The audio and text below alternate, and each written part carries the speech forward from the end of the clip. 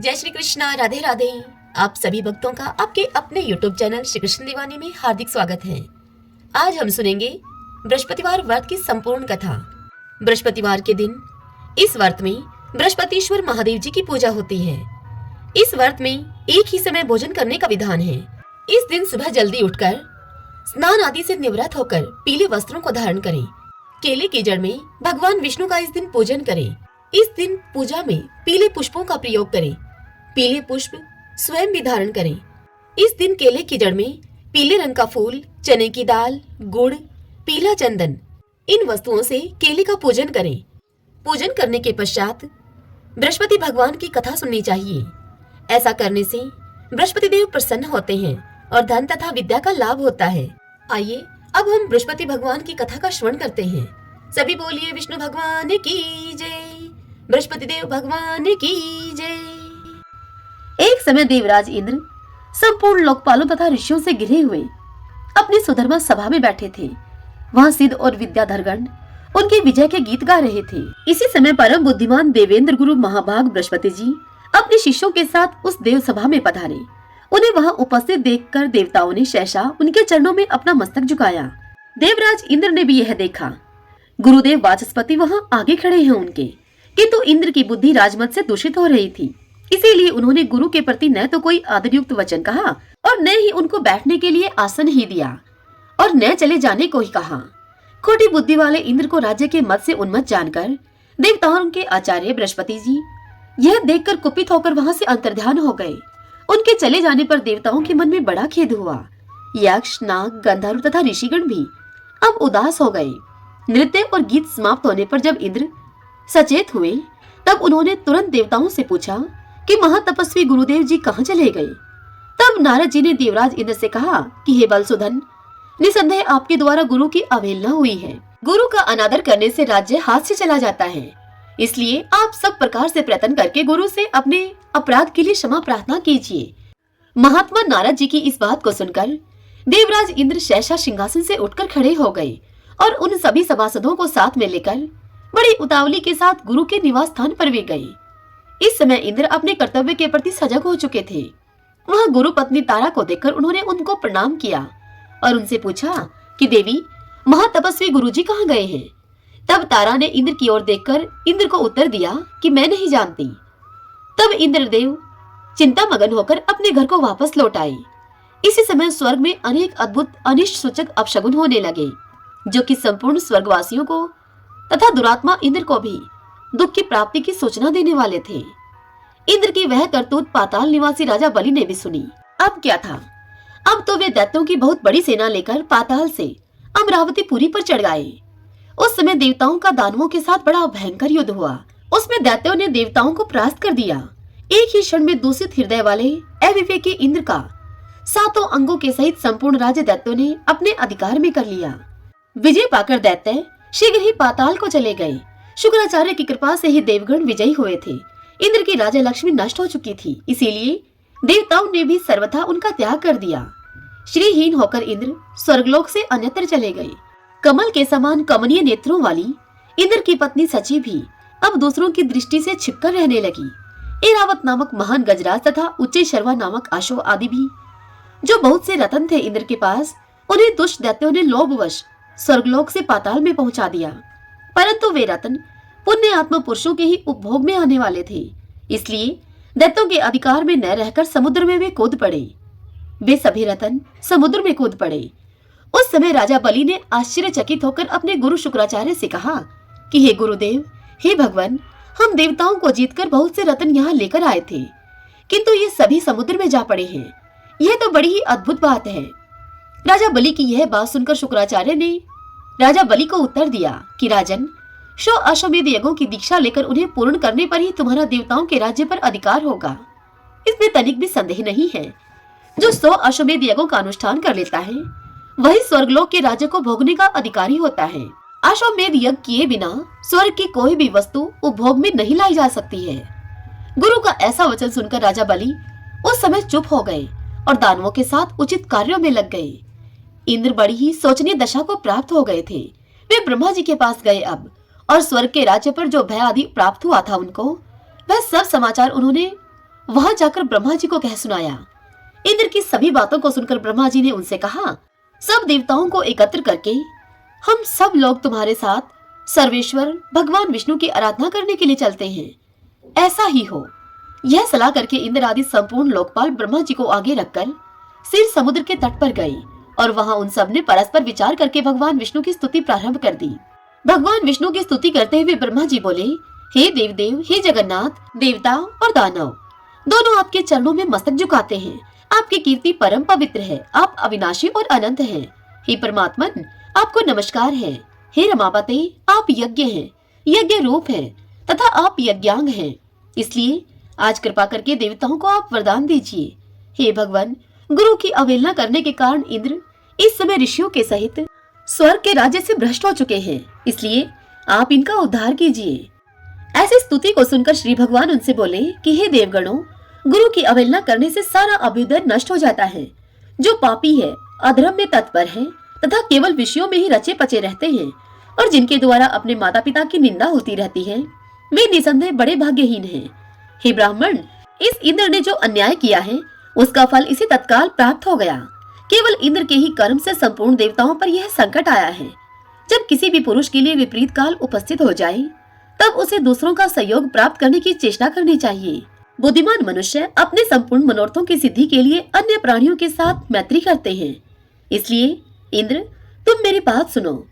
इस समय अपना काम बनाने के लिए तुम्हें दैत्यों के साथ मेलजोल कर लेना चाहिए। भगवान विष्णु के इस प्रकार आज्ञा देने पर परम बुद्धिमान इंद्र अमरावती को छोड़कर देवताओं के साथ सुतल लोक में गए। इंद्र आए हैं यह सुनकर राजा इंद्रसेन अर्थात राजा बलि रोष में भर गए। उन्होंने अपनी सेना के साथ जाकर इंद्र को मार डालने का विचार किया। उस समय देवऋषि नारद ने बलवानों में श्रेष्ठ राजा बलि और दैत्यों को नीच ऊंच समझाकर उन्हें इंद्र के वध से रोक दिया। देवऋषि के ही कहने से राजा बलि ने इंद्र के प्रति अपना रोष त्याग दिया। इतने में ही इंद्र भी अपनी सेना के साथ वहां पर आ पहुंचे। राजा बलि ने देखा कि लोकपालों से घिरे हुए इंद्र श्रीहीन हो गए हैं। अब उनमें प्रभुता का मद नहीं रह गया, उनका तेज चला गया है और वे ईर्ष्या तथा अहंकार से भी रहित हो गए हैं। उन्हें इस अवस्था में देखकर राजा बलि के मन में बड़ी दया आई। वे बड़ी उतावली के साथ हंसते हुए से बोले देवराज इंद्र से कि देवराज इंद्र, आप इस सुतल लोक में कैसे पधारे? यहाँ आने का आप अपना कारण बताइए। बलि की यह बात सुनकर इंद्र मुस्कुराते हुए बोले कि भैया, हम सब देवता क्रोध के अधीन हो रहे हैं। आप सब लोगों की भी यही दशा है। जैसे हम हैं वैसे ही आप लोग भी हैं, अतः हमारा यह कलह निरर्थक है। भाग्यवश आपने मेरा संपूर्ण राज्य एक क्षण में ही ले लिया और बहुत से रतन भी स्वर्ग से आप यहाँ पर उठा लाए, परंतु वे सभी रतन तत्काल ही जहाँ के थे वापस वहीं चले गए। अतः विद्वान पुरुष को एक दूसरे से मिलकर कर्तव्य के विषय में विचार करना चाहिए। विचार करने से ज्ञान होता है और ज्ञान होने से संकट से छुटकारा अवश्य मिल जाएगा। इस समय तो मैं संपूर्ण देवताओं के साथ आपके समीप त्राण पाने के लिए आया हूँ। जब इंद्र की सारी बात समाप्त हो गई तब देवऋषि नारद जी ने राजा बलि को समझाते हुए राजा बलि से कहा, हे दैत्यराज, शरण में आए हुए प्राणी की रक्षा करना महापुरुषों का धर्म है। जो लोग ब्राह्मण, रोगी, वृद्ध और शरणागत की रक्षा नहीं करते वे ब्रह्म हत्यारे हैं। इंद्र इस समय शरणागत शब्द से अपना परिचय देते हुए तुम्हारे समीप आए हैं, अतः इनका भली भांति रक्षण और पोषण करना तुम्हारा परम कर्तव्य है। इसमें तनिक भी संदेह की बात नहीं है। देवऋषि नारद के यूं कहने पर कर्तव्य और अकर्तव्य के ज्ञान में कुशल दैत्यराज बलि ने स्वयं भी अपनी बुद्धि से विचार किया। तदंतर लोकपालों और देवताओं के सहित इंद्र का बड़े सम्मान के साथ स्वागत सत्कार किया गया और उनके मन में विश्वास उत्पन्न करने के लिए अनेक प्रकार की सच्ची शपथें भी खाई गई, सच्चे वचन कहे गए। इंद्र ने भी राजा बलि को विश्वास दिलाने वाली शपथ खाई। देवराज इंद्र स्वार्थ साधन में तत्पर रहते हैं और अर्थशास्त्र में ही उनकी विशेष प्रवृत्ति है। उन्होंने शपथ खाकर राजा बलि के साथ सुतल लोक में ही निवास किया। वहां रहते हुए उन्हें अनेक वर्ष व्यतीत हो गए। एक दिन बलि की सभा में बैठे हुए नीति निपुण देवराज इंद्र ने बलि को संबोधित करके हंसते हुए उनसे कहा कि हे वीरवर, हमारे हाथी घोड़े आदि नाना प्रकार के बहुत से रतन जो इस समय तुम्हें प्राप्त होने के योग्य हैं, तत्काल ही समुद्र में जा गिर पड़े हैं। अतः हम लोगों को समुद्र से उन रत्नों का उद्धार करने के लिए बहुत शीघ्र प्रयत्न करना चाहिए। तुम्हारे कार्य की सिद्धि के लिए समुद्र का मंथन करना उचित है। इंद्र के इस प्रकार प्रेरणा देने पर बलि ने शीघ्रता पूर्वक इंद्र से पूछा, यह समुद्र मंथन किस उपाय से संभव होगा? इसी समय मेघ के समान गंभीर स्वर में आकाशवाणी हुई, देवताओं और दैत्यों, तुम क्षीर समुद्र का मंथन करो। इस कार्य में तुम्हारे बल की वृद्धि होगी, इसमें तनिक भी संदेह नहीं है। मंदराचल को मथानी और वासुकी नाग को तुम रस्सी बनाओ, फिर देवता और दैत्य मिलकर समुद्र का मंथन आरंभ करो। यह आकाशवाणी सुनकर सहस्त्रों दैत्य और देवता समुद्र मंथन के लिए उद्यत होकर स्वर्ण के सदृश कांतिमान मंदराचल पर्वत के समीप गए। वह पर्वत सीधा, गोलाकार, बहुत मोटा और अत्यंत प्रकाशमान था। अनेक प्रकार के रत्न उस पर्वत की शोभा को बढ़ा रहे थे। चंदन, पारिजात, नाग केसर, जायफल और चंपा आदि भांति भांति के वृक्षों से वह भरा हुआ दिखाई देता था। उस महान पर्वत को देखकर संपूर्ण देवताओं ने हाथ जोड़कर उससे कहा कि दूसरों का उपकार करने वाले महाशैल हे मंदराचल, हम सब देवता तुमसे कुछ निवेदन करने के लिए यहाँ पर आए हैं, वह तुम ध्यान पूर्वक सुनो। उनके यो कहने पर मंदराचल ने देहधारी पुरुष के रूप में प्रकट होकर कहा, हे देवगणों, आप सब लोग मेरे पास किस कार्य से आए हैं, वह कार्य मुझे बताइए। तब इंद्र ने मधुर वाणी में मंदराचल से कहा, मंदराचल, तुम हमारे साथ रहकर एक कार्य में सहायक बनो। हम समुद्र को मथकर उसमें से अमृत निकालना चाहते हैं। इस कार्य के लिए तुम मथानी बन जाओ। मंदराचल ने बहुत अच्छा कहकर देवराज इंद्र की आज्ञा को स्वीकार किया और देव कार्य की सिद्धि के लिए देवताओं, दैत्यों तथा विशेषतः इंद्र से कहा कि हे पुण्य आत्मा देवराज, आपने अपने वज्र से मेरे दोनों पंख काट डाले हैं, फिर आप लोगों के कार्य की सिद्धि के लिए वहां तक भला मैं कैसे चल सकता हूँ। तब संपूर्ण देवताओं और दैत्यों ने उस अनुपम पर्वत को क्षीर समुद्र तक ले जाने की इच्छा से उखाड़ लिया, परंतु वे उसे धारण करने में समर्थ न हो सके। वह महान पर्वत उसी समय देवताओं और दैत्यों के ऊपर गिर पड़ा। कोई कुचले गए, तो कोई मर गए, तो कोई मूर्छित हो गए, तो कोई एक दूसरे को कोसने लगे, तो कोई चिल्लाने लगे, तो कुछ लोगों ने बड़े कलेश का अनुभव किया। इस प्रकार उनका उद्यम और उत्साह अब भंग हो गया। वे देवता और दानव सचेत होने पर जगदीश्वर भगवान विष्णु की स्तुति करने लगे। शरणागत वत्सल महाविष्णु, हमारी रक्षा कीजिए प्रभु, आपने ही इस संपूर्ण चराचर जगत को व्याप्त कर रखा है। उस समय देवताओं का कार्य सिद्ध करने के लिए गरुड़ की पीठ पर बैठे हुए भगवान विष्णु सहसा वहां पर प्रकट हो गए। वे सबको अभय देने वाले हैं। उन्होंने देवताओं और दैत्यों की ओर दृष्टिपात करके खेल ही खेल में उस महान पर्वत को उखाड़कर गरुड़ की पीठ पर रख लिया। फिर वे देवताओं और दैत्यों को क्षीर समुद्र के उत्तर तट पर ले गए और पर्वत श्रेष्ठ मंदराचल को समुद्र में डालकर तुरंत ही वहां से चल दिए। तदंतर सब देवता दैत्यों को साथ लेकर वासुकी नाग के समीप गए और उनसे भी अपनी प्रार्थना स्वीकार कराई उन्होंने। इस प्रकार मंदराचल को मथानी और वासुकी नाग को रस्सी बनाकर देवताओं और दैत्यों ने क्षीर समुद्र का मंथन आरंभ किया। इतने में ही वह पर्वत समुद्र में डूबकर रसातल को जा पहुंचा। तब लक्ष्मीपति भगवान विष्णु ने कश्यप रूप धारण करके तत्काल ही मंदराचल को ऊपर उठा दिया। उस समय यह एक अद्भुत घटना हुई। फिर जब देवता और दैत्यों ने मथानी को घुमाना आरंभ किया, तब वह पर्वत बिना गुरु के ज्ञान की भांति कोई सुदृढ़ आधार न होने के कारण इधर उधर डोलने लगा। यह देखकर परमात्मा भगवान विष्णु स्वयं ही मंदराचल के आधार बन गए और उन्होंने अपने चारों भुजाओं से मथानी बने हुए उस पर्वत को भली भांति पकड़कर उसे सुखपूर्वक घुमाने योग्य बना दिया। तब अत्यंत बलवान देवता और दैत्य एकीभूत होकर अधिक जोर लगाकर क्षीर समुद्र का मंथन करने लगे। कश्यप रूपधारी भगवान की पीठ तो जन्म से ही कठोर थी और उस पर घूमने वाला पर्वत श्रेष्ठ मंदराचल भी वज्रसार की भांति दृढ़ था। उन दोनों की रगड़ से समुद्र में बड़वानल प्रकट हो गया। साथ ही हलाहल विष भी उत्पन्न हुआ। उस विष को सबसे पहले नारद जी ने देखा। तब अमित तेजस्वी देव ऋषि नारद जी ने देवताओं को पुकार कर कहा, अदिति कुमारों, अब तुम समुद्र का मंथन मत करो। इस समय संपूर्ण उपद्रवों का नाश करने वाले भगवान शिव की प्रार्थना करो। तुम वे परात्पर हैं, परमानंद स्वरूप हैं तथा योगी पुरुष भी उन्हीं का ध्यान किया करते हैं। देवता अपने स्वार्थ साधना में संलग्न होकर समुद्र को मत रहे थे। वे अपनी ही अभिलाषा में तन्मय होने के कारण नारद जी की बात को सुन नहीं सके। केवल उधम का भरोसा करके वे क्षीर सागर के मंथन में संलग्न थे। अधिक मंथन से जो हलाहल विष प्रकट हुआ वह तीनों लोगों को भस्म कर देने वाला था। वह प्रौढ़ विष देवताओं के प्राण लेने के लिए उनके समीप आ पहुंचा और ऊपर नीचे तथा संपूर्ण दिशाओं में वह विष फैल गया। समस्त प्राणियों को अपना ग्रास बनाने के लिए प्रकट हुए उस कालकूट विष को देखकर वे सब देवता और दैत्य हाथ में पकड़े हुए नागराज वासुकी को मंदराचल पर्वत के सहित वहीं पर छोड़कर भाग खड़े हुए। उस समय उस लोक संहारकारी कालकूट विष को भगवान शिव ने स्वयं अपना ग्रास बना लिया। उन्होंने उस विष को निर्मल अर्थात निर्दोष कर दिया। इस प्रकार भगवान शंकर की बड़ी भारी कृपा होने से देवता, असुर, मनुष्य तथा संपूर्ण त्रिलोकी की उस समय कालकूट विष से रक्षा हुई। तदंतर भगवान विष्णु के समीप मंदराचल को मथानी और वासुकी नाग को रस्सी बनाकर देवताओं ने पुनः समुद्र को मथना आरंभ किया। तब समुद्र से देव कार्य की सिद्धि के लिए अमृतमयी कलाओं से परिपूर्ण चंद्रदेव प्रकट हुए। संपूर्ण देवता, असुर और दानवों ने भगवान चंद्रमा को प्रणाम किया और गर्ग आचार्य जी से अपने अपने चंद्रबल की यथार्थ रूप से जिज्ञासा की। उस समय गर्ग आचार्य जी ने देवताओं से कहा कि इस समय तुम सब लोगों का बल ठीक है। तुम्हारे सभी उत्तम ग्रह केंद्र स्थान में अर्थात तुम्हारे लगन में हैं, चतुर्थ स्थान में हैं, सप्तम स्थान में हैं और दसम स्थान में। चंद्रमा से गुरु का योग हुआ है। बुध, सूर्य, शुक्र, शनि और मंगल भी चंद्रमा से संयुक्त हुए हैं। इसलिए तुम्हारे कार्य की सिद्धि के निमित्त इस समय चंद्रबल बहुत उत्तम है। यह गोमंत नामक मुहूर्त है जो कि विजय को प्रदान करने वाला है। महात्मा गर्गाचार्य जी के इस प्रकार आश्वासन देने पर महाबली देवता गर्जना करते हुए बड़े वेग से समुद्र को मंथन करने लगे।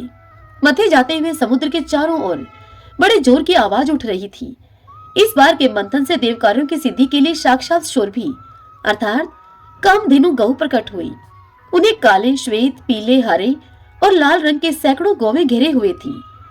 उस समय ऋषियों ने बड़े हर्ष में भरकर देवताओं और दैत्यों से कामधेनु के लिए याचना की और उनसे कहा कि आप सब लोग मिलकर भिन्न भिन्न गोत्र वाले ब्राह्मणों को कामधेनु के सहित इन संपूर्ण गौओं का दान अवश्य करें। ऋषियों की याचना करने पर देवताओं और दैत्यों ने भगवान शंकर की प्रसन्नता के लिए वे सब गौवें दान कर दी तथा यज्ञ कर्मों में भलीभांति अपने मन को लगाने वाले उन परम मंगलमय महात्मा ऋषियों ने उन गौओं का दान स्वीकार किया। तत्पश्चात सब लोग बड़े जोश में आकर क्षीर सागर को मथने लगे। तब समुद्र से कल्प वृक्ष, पारिजात, चूत और संतान ये 4 दिव्य वृक्ष प्रकट हुए। उन सबको एकत्र रखकर देवताओं ने उन्हें बड़े वेग से समुद्र को मंथना आरंभ किया। इस बार के मंथन से रत्नों में सबसे उत्तम रत्न कौस्तुभ मणि प्रकट हुआ जो कि सूर्य मंडल के समान परम कांतिमान था। वह अपने प्रकाश से तीनों लोकों को प्रकाशित कर रहा था। देवताओं ने चिंतामणि को आगे रखकर कौस्तुभ का दर्शन किया और उसे भगवान विष्णु की सेवा में भेंट कर दिया। तदंतर चिंतामणि को मध्य में रखकर देवताओं और दैत्यों ने पुनः समुद्र को मथना आरंभ किया। वे सभी बल में बढ़े चढ़े थे और बार बार गर्जना कर रहे थे। अब की बार उस पर्वत को मथे जाते हुए समुद्र से उच्छय शर्वा नामक अश्व प्रकट हुआ। वह अश्व समस्त अश्व जाति में एक अद्भुत रतन था। उसके बाद गज जाति में रतनभूत इरावत प्रकट हुआ। उसके साथ श्वेत वर्ण के 64 हाथी और भी थे। इरावत के 4 दांत बाहर निकले हुए थे और मस्तक से मद की धारा बह रही थी। इन सबको भी मध्य में स्थापित करके वे सब पुनः समुद्र मथने लगे। उस समय उस समुद्र से मदिरा, भांग, कांकड़ा सिंकी, लहसुन, गाजर, अत्यधिक उन्मादक कारक कतूर तथा पुष्कर आदि बहुत सी वस्तुएं प्रकट हुई। इन सबको भी समुद्र के किनारे एक स्थान पर रख दिया गया। तत्पश्चात वे श्रेष्ठ देवता और दानव पुनः पहले की भांति समुद्र का मंथन करने लगे। अब की बार समुद्र से संपूर्ण भुवनों की एकमात्र अधीश्वरी दिव्य रूपा देवी महालक्ष्मी प्रकट हुई, जिन्हें ब्रह्मवेत्ता पुरुष आनविक्षिकी अर्थात वेदांत विद्या कहते हैं। इन्हीं को दूसरे लोग मूल विद्या कहकर पुकारते हैं। कुछ सामर्थ्यशाली महात्मा इन्हीं को वाणी और ब्रह्म विद्या भी कहते हैं। कोई कोई इन्हीं को रिद्धि, सिद्धि, आज्ञा और आशा नाम देते हैं, तो कोई योगी पुरुष इन्हीं को वैष्णवी कहते हैं। सदा उधम में लगे रहने वाले माया के अनुयायी इन्हीं को माया के रूप में जानते हैं। जो अनेक प्रकार के सिद्धांतों को जानने वाले तथा ज्ञान शक्ति से संपन्न हैं, वे इन्हीं को भगवान की योग माया कहते हैं। देवताओं ने देखा कि देवी महालक्ष्मी का रूप परम सुंदर है। उनके मनोहर मुख पर स्वाभाविक प्रसन्नता विराजमान है। हार और नुपुरों से उनके श्रीअंगों की बड़ी शोभा हो रही है। उनके मस्तक पर छत्र तना हुआ है। दोनों ओर से चंवर डुल रहे हैं। जैसे माता अपने पुत्रों की ओर स्नेह और दुलार भरी दृष्टि से देखती है, ठीक उसी प्रकार सती महालक्ष्मी ने देवता, दानव, सिद्ध, चारण और नाग आदि संपूर्ण प्राणियों की ओर दृष्टिपात किया। माता महालक्ष्मी की कृपा दृष्टि पाकर संपूर्ण देवता उसी समय श्री संपन्न हो गए। वे तत्काल राज्य अधिकारी के शुभ लक्षणों से संपन्न दिखाई देने लगे। तदंतर देवी लक्ष्मी ने भगवान मुकुंद की ओर देखा। उनके श्रीअंग तमाल के समान श्याम वर्ण के थे। कपोल और नासिका बड़ी सुंदर थी। वे परम मनोहर दिव्य शरीर से प्रकाशित हो रहे थे। उनके वक्षस्थल में श्रीवत्स का चिन्ह सुशोभित था। भगवान के एक हाथ में कमोद की गदा शोभा पा रही थी। भगवान नारायण की उस दिव्य शोभा को देखते ही लक्ष्मी जी आश्चर्यचकित हो उठी और अपने हाथ में वनमाला लेकर सहसा हाथी से उतर पड़ी। वह माला श्री जी ने अपने ही हाथों से बनाई हुई थी। उसके ऊपर भ्रमर मंडरा रहे थे। देवी ने वह सुंदर वनमाला परम पुरुष भगवान विष्णु के कंठ में पहना दी और स्वयं उनके वाम भाग में जाकर खड़ी हो गई। उन शोभाशाली दंपति का वहां दर्शन करके संपूर्ण देवता, दैत्य, सिद्ध, अप्सराएं, किन्नर तथा चारणगण परम आनंद को प्राप्त हुए। को लेकर हुए उस देव असुर संग्राम में इंद्र ने भी दैत्यों का बड़ा भयंकर संहार किया। उनका वह कृत्य बड़ा अद्भुत था। उस समय अर्थशास्त्र का आश्रय लेकर सचिपति इंद्र दुर्जय दैत्यों के लिए काल रूप हो रहे थे। जब इस प्रकार असुर मारे जा रहे थे, उस समय इंद्र को रोकने के लिए भगवान नारद जी वहां पर पधारे और वह नारद जी इस प्रकार यूं बोले, असुरों के मंडल में जो वीर योद्धा मारे गए हैं, उनके बाद अब तुम भयभीत सैनिकों की हत्या क्यों कर रहे हो? जो भयभीत होकर शरण में आ जाते हैं, ऐसे सैनिकों की जो लोग विजय मद से उन्मत्त होकर हत्या करते हैं, उन्हें महापातकी और ब्रह्म हत्यारा समझना चाहिए। इसीलिए तुम्हें मन से भी किसी भयभीत प्राणी की हिंसा नहीं करनी चाहिए। महात्मा नारद जी के इस प्रकार यों कहने पर इंद्र देवसेना के सहित तत्काल ही स्वर्ग में चले आए। उस समय सब देवता परस्पर अधिक हर्ष प्रकट करने लगे। यक्ष, गंधर्व और किन्नरगण भी बड़े आनंदित हुए। श्रेष्ठ देव ऋषियों और ब्रह्म ऋषियों ने अमरावती के सिंहासन पर सची के सहित इंद्र का अभिषेक किया। इंद्र भगवान शंकर के प्रसाद से विजयी हुए थे। उस समय देवलोक में बड़ा भारी उत्सव मनाया गया। शंख, पटह, मृदंग, ढोल, आनक, भेरी और दुदुम्बी आदि बाजे बजने लगे। देवताओं के द्वारा मारे गए दैत्य अब पृथ्वी पर पड़े थे। महात्मा राजा बलि आदि भी प्राण त्याग चुके थे। उस समय भृगुवंशी शुक्राचार्य जी तपस्या करने के लिए अपने शिष्यों के साथ मानसोतर पर्वत पर गए थे। इसीलिए वे युद्ध में उपस्थित न हो सके थे। उस युद्ध में जो दैत्य जीवित बच गए थे, ये दैत्य अब शुक्राचार्य जी के पास चले गए। उन्होंने वह सारा वृतांत जो असुरों के संहार का कारण हुआ था, विस्तार पूर्वक शुक्राचार्य गुरु को कह सुनाया। वह सारा समाचार सुनकर भृगुनंदन शुक्राचार्य को खेद और बड़ा ही क्रोध भी हुआ। वे शिष्यों के साथ युद्ध स्थल में आए और अपनी मृत संजीवनी विद्या के प्रभाव से उन्होंने मरे हुए असुरों को भी जीवित कर दिया। शुक्राचार्य की प्रेरणा से बलि आदि सब दैत्य पाताल में लौट आए और वहां सुख पूर्वक रहने लगे। इतनी कथा सुनकर ऋषियों ने लोमहर्षण जी से पूछा, हे लोमश जी, देवराज इंद्र ने गुरु के बिना ही कैसे राज्य प्राप्त किया?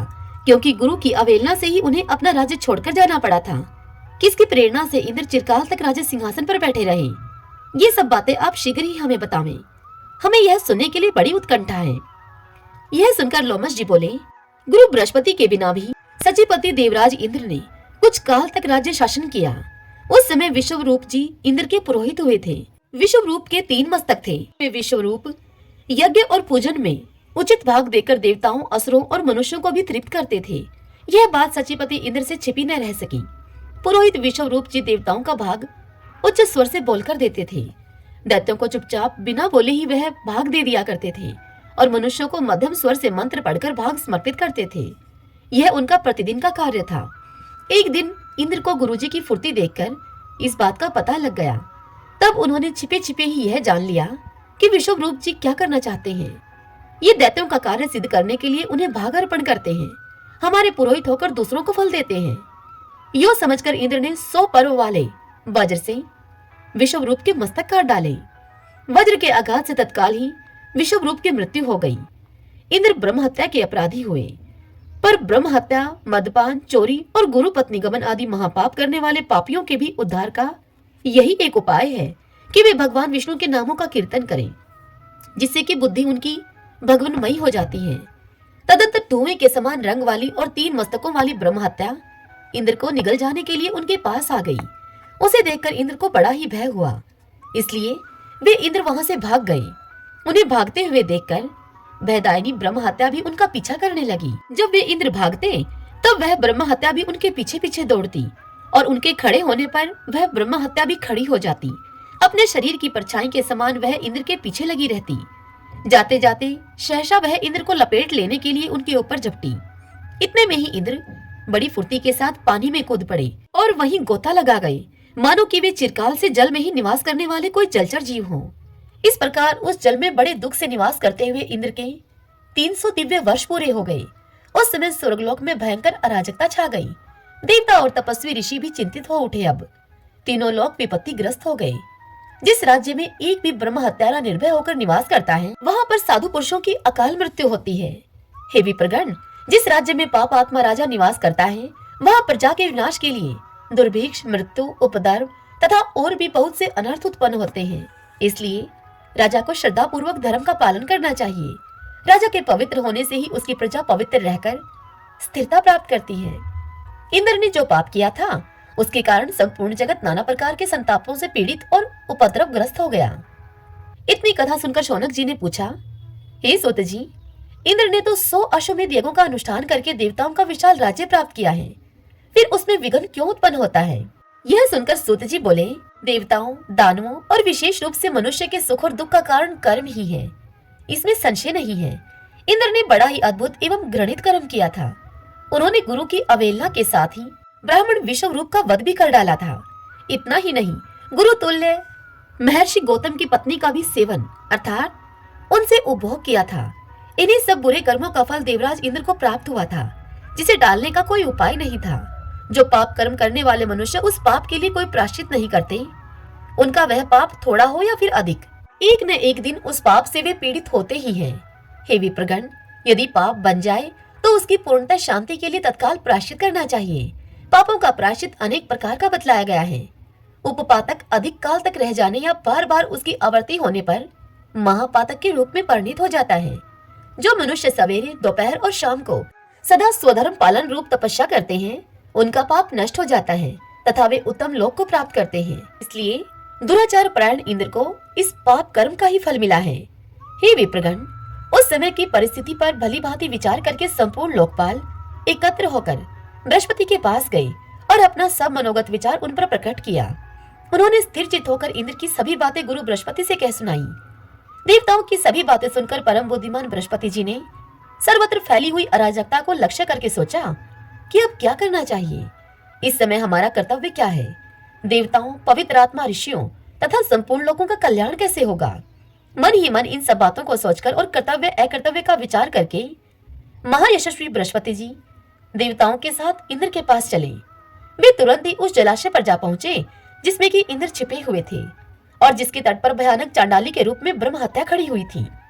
वे संपूर्ण देवता और महर्षि जलाशय के किनारे पर बैठ गए। गुरु बृहस्पति जी ने स्वयं ही इंद्र को पुकारा। गुरु बृहस्पति जी की आवाज को सुनकर इंद्र पानी में से उठकर खड़े हो गए। उस समय उन्हें अपने गुरु बृहस्पति जी का दर्शन हुआ। इंद्र के मुख पर आंसुओं की धारा बह चली। उन्होंने सामने खड़े हुए बृहस्पति जी को तथा वहां पर आए हुए संपूर्ण तपस्वी मुनियों को शीघ्रता पूर्वक प्रणाम किया। फिर दीन वदन होकर अपने ही किए हुए अज्ञान सूचक महान कुकर्मों पर मन ही मन भली भांति विचार करके वे बोले, हे प्रभु, इस समय मेरे द्वारा पालन करने योग्य कौन सा कर्तव्य है, वह मुझे बताइए। उदार बुद्धि वाले भगवान बृहस्पति जी ने हंसकर देवराज इंद्र को उत्तर दिया, हे इंद्र, पहले तुमने जो कुछ किया था उसी कर्म का यह फल आज तुम्हें मिल रहा है। केवल भोग से ही इसका क्षय होगा। धर्म शास्त्रकारों ने ब्रह्म हत्या के लिए कोई प्रायश्चित नहीं देखा है। उनकी दृष्टि में ब्रह्म हत्या दूर करने के लिए कोई प्रायश्चित है ही नहीं। अनजाने में जो पाप हो जाता है उसी के निवारण का उपाय धर्म शास्त्रज्ञ विद्वानों ने बताया है। जो पाप स्वेच्छा पूर्वक जानबूझकर किया जाता है उसके प्रतिकार का कोई उपाय नहीं है। इच्छा पूर्वक जानबूझकर किया गया पाप अनिच्छा या अज्ञान पूर्वक किए हुए पाप की श्रेणी में नहीं आ सकता। विषय भेद से इन दोनों प्रकार के पापों का प्रायश्चित नियत किया गया है। जानबूझकर किए हुए पाप के लिए मरणोपरांत प्रायश्चित का विधान है। अज्ञान जनित पाप के लिए विशेष प्रायश्चित बताया गया है। तुमने जो पाप किया है वह अनजाने में नहीं हुआ है। वह पाप तुम्हारे द्वारा स्वयं जानबूझकर विद्वान पुरोहित ब्राह्मण का वध किया गया है। इसलिए उसके निवारण का कोई उपाय नहीं है। जब तक मृत्यु नहीं हो जाती तब तक तुम इस जल में ही स्थिर भाव से पड़े रहो। हे दुर्मते, तुम्हारे 100 अश्वमेध यज्ञों का फल तो उसी समय नष्ट हो गया था जब तुमने ब्राह्मण विषव रूप की हत्या की थी। जैसे छेद वाले घड़े में थोड़ा भी जल नहीं ठहरता, ठीक उसी प्रकार पापी मनुष्य का पुण्य प्रतिक्षण नष्ट होता रहता है। बृहस्पति जी का यह वचन सुनकर इंद्र ने उनसे कहा, हे गुरुदेव, इसमें संदेह नहीं कि मेरे कुकर्म से ही मुझे ऐसी दशा प्राप्त हुई है। अब आप इन देव ऋषियों के साथ शीघ्र ही अमरावती पुरी को पधारें और देवताओं तथा संपूर्ण लोगों का कार्य सिद्ध करने के लिए आपके मन में जो अच्छे प्रतीत हों उन्हें आप इंद्र बना लें। मैं तो इस ब्रह्म हत्या से आवृत होने के कारण अब मरे हुए के ही समान हूँ। इंद्र के इस प्रकार यूं कहे जाने पर बृहस्पति को आगे करके संपूर्ण देवता तुरंत ही अमरावतीपुरी को लौट आए और इंद्र का जो विचार था वह सब सची के सामने उन्होंने यथार्थ रूप से कह सुनाया। सब देवता बारंबार विचार करने लगे कि अब इस राज्य का संचालन करने के लिए हमें क्या करना चाहिए। इसी समय अमित तेजस्वी देवऋषि नारद जी इच्छा के अनुसार घूमते हुए वहां पर आ पहुंचे और देवताओं के द्वारा पूजित होकर वे बोले कि हे देवगणों, आप लोग इस प्रकार अनमने से क्यों प्रतीत हो रहे हो। तब देवऋषि नारद जी के पूछने पर देवताओं ने इंद्र की सारी करतूतें उनको कह सुनाई। तब सारी बात सुनकर नारद जी बोले कि देवताओं, इंद्र के ये सारे चरित्र मैंने पहले ही सुन रखे हैं। अब तो इस महान पाप के कारण इंद्र की सारी श्रेष्ठता चली गई। आप सभी देवता सर्वज्ञ हैं, तपस्या और पराक्रम से संपन्न हैं, अतः आप लोग चंद्रवंशी राजा नहुष को इंद्र बना लें। इस राज्य पर उन्हें शीघ्र ही बिठा लेना चाहिए।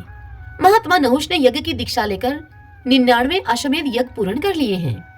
सब देवताओं और महर्षियों ने इंद्र का राज्य अब नारद जी के कहने पर नहुष को सौंप दिया। तभी से अगस्त आदि सभी महर्षि नहुष की सेवा में उपस्थित रहने लगे। गंधर्व, अप्सरा, यक्ष, विद्याधर, महानाग, सुपर्ण और पक्षी आदि जो भी स्वर्गवासी प्राणी थे वे सब नहुष की सेवा करने लगे। इस प्रकार उत्तम कलाओं से सुशोभित तथा संपूर्ण देवताओं से सुपूजित राजा नहुष जब स्वर्गलोक के अधिपति हो गए तब उन्हें महान कामनल संतप्त करने लगा। राजा नहुष ने पूछा देवताओं से, देवताओं, क्या कारण है कि अभी तक इंद्राणी मेरे समीप नहीं आ रही है? उन्हें शीघ्र बुलाओ तुम। नहुष की यह बात सुनकर उदार बुद्धि वाले बृहस्पति जी सची के भवन में गए और वे बोले, हे कल्याणी, इंद्र के दुष्कर्म से विवश होकर यहाँ का राज्य संभालने के लिए हम लोग नहुष को ले आए हैं, परंतु तुम इस कार्य के विरुद्ध जान पड़ती हो, तभी तो तुम अभी तक वहां उपस्थित नहीं हुई। यह सुनकर सची ने पापहीन गुरु बृहस्पति जी से हंसकर कहा कि नहुष मुझे प्राप्त करने के योग्य नहीं है। आप स्वयं ही तत्वतः विचार करके देखें कि क्या वह मुझे प्राप्त करने का अधिकारी है। मैं पराई स्त्री हूँ, यदि वह मुझे पाने की अभिलाषा करता है तो उस अज्ञानी से आप कहिए कि जो वाहन बनाने के योग्य न हो, ऐसे वाहन पर बैठकर वह यहाँ पर आए, तब मुझे प्राप्त कर सकता है। तब तथास्तु कहकर बृहस्पति जी शीघ्रता पूर्वक वहां से लौट गए और काम संतप्त हुए नहुष से सची देवी की कही हुई सभी बातें जो की तो उन्हें कह सुनाई। नहुष काम से मोहित हो रहे थे। उन्होंने कहा, ठीक है, और यूं कहकर नहुष सची देवी की शर्त को स्वीकार करने लगे। फिर वे अपनी बुद्धि के द्वारा विचार करने लगे कि वाहन न बनाने योग्य ऐसी कौन सी वस्तु है जो प्रशंसनीय मानी जाती है। तदंतर उन्होंने यह निश्चय किया कि तपस्वी ब्राह्मण ही ऐसे हैं जो वाहन बनाने के योग्य नहीं हैं, इसलिए उन्हीं को आज अपना वाहन बनाता हूँ। आज इंद्राणी को प्राप्त करने के लिए 2 तपस्वी ब्राह्मणों से वाहन का काम लूंगा मैं। आज मेरे मन में ऐसी अभिलाषा उत्पन्न हुई है और इस निश्चय के अनुसार काम मोहित नहुष ने 2 ब्राह्मणों को पालकी दे दी और स्वयं उस पालकी में बैठकर वे बोले, सर्प सर्प, अर्थात शीघ्र चलो शीघ्र चलो। नहुष के सर्प सर्प कहने से कुपित हुई एक तपस्वी ब्राह्मण ने उन्हें श्राप देकर नीचे गिरा दिया। नहुष अजगर होकर स्वर्ग से नीचे गिर पड़े। वे ऊंचे पद को पाकर भी ब्राह्मण के दुर्लंघ्य श्राप से तिर्यक योनि में पड़ गए। जैसी दशा राजा नहुष की हुई वैसे ही उनके जैसे आचरण करने वाले सभी की होती है। जो राजमद को पाकर उन्मत्त हो उठते हैं उन पर भारी विपत्ति आती है। जो राजमद से अंधे, दुराचारी, कामी और विषयों में रचे पचे रहने वाले हैं वे ब्राह्मणों का अपमान करके अपवित्र नरक में पड़ते हैं। इसलिए बुद्धिमान पुरुष को उचित है कि वह इहलोक और परलोक में सुख पाने की इच्छा होने पर वह सर्वथा प्रयत्न करके उत्तम पद को पाकर कभी प्रमाद में न पड़े, सदा अपने कर्तव्य के प्रति सावधान रहे। वैसा अनुचित कर्म करने के कारण ही राजा नहुष महाभयानक जंगल में सर्प हुए। ऐसी परिस्थिति उत्पन्न होने पर अर्थात राजा नहुष के अजगर बनने पर अब देवलोक में फिर से अराजकता छा गई। सभी देवता उस समय विस्मित होकर कहने लगे कि अहो, इस राजा ने बड़ा भारी कष्ट पाया। इस दुरात्मा के लिए न तो मृतलोक में स्थान रहा और न ही स्वर्गलोक में। महापुरुषों की अवहेलना करने से इसका सारा पुण्य एक ही क्षण में भस्म हो गया। अब पृथ्वी पर दूसरा कोई यज्ञ करता राजा नहीं दिखाई देता था जिसका इंद्र के सिंहासन पर अभिषेक किया जा सके। इसलिए सभी देवता, ऋषि, नाग, गंधर्व, यक्ष, पक्षी, किन्नर, चारण, विद्याधर, असुरगण, अप्सराएं तथा मनुष्य चिंतित हो गए। तदंतर सची देवी ने धर्म और अर्थ युक्त वाणी में कहा, हे गुरुदेव बृहस्पति तथा अन्य देवताओं, आप चिंता न करो। तुम सब लोगों को अब वहीं जाना चाहिए जहां पर हमारे स्वामी रहते हैं। इंद्राणी की बात को सुनकर बृहस्पति जी देवताओं के साथ ब्रह्म हत्या पीड़ित इंद्र के समीप गए। उस जलाशय के किनारे पर पहुंचकर देवताओं ने इंद्र को पुकारा। इंद्र ने जल में खड़े होकर देवताओं पर दृष्टिपात किया और कहा कि अब तुम लोग यहाँ क्यों आए हो? मैं तो पाप से पीड़ित हूँ, ब्रह्म हत्या में डूबा हुआ हूँ और यहाँ अकेले ही तपस्या करते हुए इस जल में निवास करता हूँ। इंद्र की इस बात को सुनकर देवता विवल हो गए और उनसे बोले, देवराज, विश्वकर्मा के पुत्र विश्वरूप ने ऐसा यज्ञ करना आरंभ किया था जिससे कि देवता और तपस्वी ऋषि विनाश को प्राप्त हो जाते हैं। इस कारण परोपकार की दृष्टि से ही आपने उसका वध किया था। इसलिए हम सब लोग आपको अमरावतीपुरी लेकर जाने के लिए आए हैं। देवताओं में जब इस प्रकार की बातचीत हो रही थी, ब्रह्म हत्या भी तुरंत बोल उठी। ब्रह्म हत्या बोली कि मैं देवराज इंद्र को अमरावतीपुरी नहीं जाने दूंगी, मैं उनको अमरावतीपुरी जाने से रोकती हूँ। यह सुनकर गुरु बृहस्पति ने सहसा ब्रह्म हत्या को उत्तर दिया और उससे कहा, हे ब्रह्म हत्ते, हम तुम्हारे निवास के लिए दूसरे स्थान नियत करेंगे। कार्य की गुरुता को दृष्टि में रखकर देवताओं ने उस समय ब्रह्म हत्या को शांत कर दिया। फिर सभी ने विचार करके ब्रह्म हत्या को 4 भागों में बांटा। तत्पश्चात देवताओं ने सबसे पहले पृथ्वी से कहा, हे देवी पृथ्वी, देवताओं की कार्य की सिद्धि के लिए इंद्र की ब्रह्म हत्या का एक अंश तुम्हें ग्रहण करना चाहिए। देवताओं की यह बात सुनकर पृथ्वी कांप उठी और बोली, आप लोग ही विचार करें, मैं ब्रह्म हत्या का अंश कैसे ग्रहण कर सकती हूँ? मैं संपूर्ण भूतों को धारण करने वाली तथा विश्व का भरण पोषण करने वाली हूँ। मैं इस पाप पंख में डूबकर अधिक अपवित्र हो जाऊंगी। पृथ्वी का यह वचन सुनकर गुरु बृहस्पति जी ने कहा, सुंदरी, तुम भय मत करो, तुम तो सर्वथा निष्पाप हो। जिस समय युद्धकुल में भगवान वासुदेव अवतार लेंगे, उस समय उनके चरणों के स्पर्श से यह ब्रह्म हत्या का आंशिक पाप भी निवृत्त हो जाएगा और तुम पूर्ण रूप से निष्पाप होकर रहोगी। गुरु बृहस्पति के यूं कहने पर पृथ्वी ने उनकी आज्ञा का पालन किया और इसके बाद सब देवताओं ने वृक्षों को बुलाकर कहा, आप लोग देव कार्य की सिद्धि के लिए ब्रह्म हत्या का एक अंश ग्रहण करें। तब वृक्षों ने वहां पर पधारे हुए संपूर्ण देवताओं से कहा। वृक्ष बोले देवताओं से कि यदि हम सब लोग ब्रह्म हत्या के पाप से लिप्त हो जाएंगे तो संपूर्ण महात्मा भी ब्रह्म हत्या युक्त होकर पापी हो जाएंगे। यह सुनकर गुरु बृहस्पति जी ने वृक्षों से कहा कि तुम लोग चिंता न करो, इंद्र के प्रसाद से तुम लोग काटे जाने पर भी अनेक अंशों में विभक्त होकर शाखा और डालियों से संपन्न हो जाओगे और इस प्रकार सदा ही तुम शुद्ध बने रहोगे। गुरु बृहस्पति के इस प्रकार आश्वासन देने पर सब वृक्षों ने उस आंशिक ब्रह्म हत्या को आपस में बांट लिया। तदंतर देवताओं ने जलों को बुलाकर कहा, तुम लोग भी देव कार्य की सिद्धि के लिए इस समय ब्रह्म हत्या का एक अंश स्वीकार करो। अब सब जल एकत्र होकर बृहस्पति जी से बोले। जल कहने लगे बृहस्पति जी से, जो कोई भी पाप या दुष्कर्म है वे हमारे संपर्क और संबंध से दूर होते हैं। हमारे द्वारा स्नान, शौच एवं हमारा पान आदि करने से संपूर्ण पापाक्रांत प्राणी पवित्र हो जाते हैं। ब्रह्म हत्या से अभिभूत होने पर हमारी यह शक्ति नष्ट हो जाएगी। समस्त जलों की यह बात सुनकर गुरु बृहस्पति ने उनको उत्तर दिया कि तुम दुस्तर पाप से भय न करो। मैं तुम्हें वरदान देता हूँ कि चराचर जगत में निवास करने वाले संपूर्ण प्राणियों को जल पवित्र करे। और उनके यूं कहने पर जल ने ब्रह्म हत्या का तीसरा अंश ग्रहण कर लिया। इसके बाद बृहस्पति जी ने स्त्रियों को बुलाकर कहा, गुरु बृहस्पति जी स्त्रियों से बोले कि तुम लोग भी इस समय सब कार्यों की सिद्धि के लिए ब्रह्म हत्या का शेष अंश ग्रहण करो। देव गुरु बृहस्पति का यह वचन सुनकर सभी स्त्रियां उनसे कहने लगी कि भगवान, संपूर्ण स्त्रियां धर्म, अर्थ और काम की सिद्धि के लिए उत्पन्न हुई हैं। यदि नारी पापाचार करे तो उस पाप से अनेक पक्ष अर्थात पिता, नाना और पति के कुल लिप्त होते हैं। ऐसी वेदों की आज्ञा है। क्या आपने ऐसी कोई बात नहीं सुनी है? फिर स्वयं विचार कर लें, हमारा क्या कर्तव्य है। उन स्त्रियों के यूं कहने पर बृहस्पति जी ने उनको वरदान दिया और उनसे कहा कि देवियों, तुम सब इस पाप से भय न करो। तुम्हारे द्वारा स्वीकृत ब्रह्म हत्या का यह अंश भावी पीढ़ियों के लिए तथा दूसरों के लिए भी शुभ फल देने वाला होगा। तुम सबको इच्छा के अनुसार काम सुख प्राप्त होगा। इस प्रकार देवताओं ने ब्रह्म हत्या के 4 भाग किए और वे अंश तत्काल ही पूर्वोक्त समुदायों में स्थित हो गए।